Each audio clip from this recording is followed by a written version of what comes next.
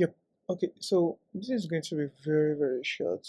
And basically, what we have here is a sketch of what the application should look like. So basically, we have customer X that needs to that goes to a lounge, right? And all they need to do is either use the web application or the browser icon, and then all they need to do is visit the platform URL. If you're using the application, either way you land on the same page, right? And here you can choose which of the lounge or which of the restaurant you're currently at. We're going to be focusing on lounge for now. So let's say I'm currently at Lounge Arizona.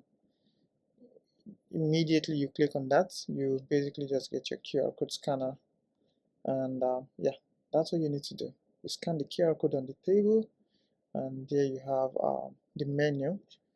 Now the difference is the menu are now actionable menus, meaning you can either choose drinks, dishes, and signatures and specials. So here you get your total or your estimate, which you can then proceed to checking out. Once you do that, you get order placed. If you take a quick close look to this, says a waiter will be with you in a few minutes to confirm your order. It is as simple as it gets, right? What basically happens is your order gets sent to Vegas Lounge monitor.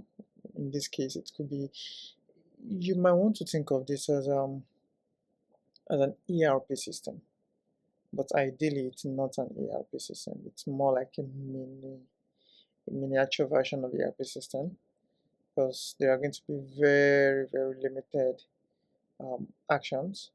So here you have your orders, you have your tables where you can easily configure each table, QR code, you can regenerate, and every other thing that would be eventually possible. And here you have your catalog, and the last thing you have is your settings. Of course, your catalogs helps you. You can also see it as an inventory, whichever way you want to see it. So you can um, onboard all your items that you're selling and things like that. Settings is a very, very interesting part of this platform, and yeah, I guess when we get to the brief across it, but yeah, this is pretty much it. Like I said, we need to keep this as simple as possible, right? So the last thing here is on the next video, we are going to be breaking down the architectures around um, the around how we want to build the platform.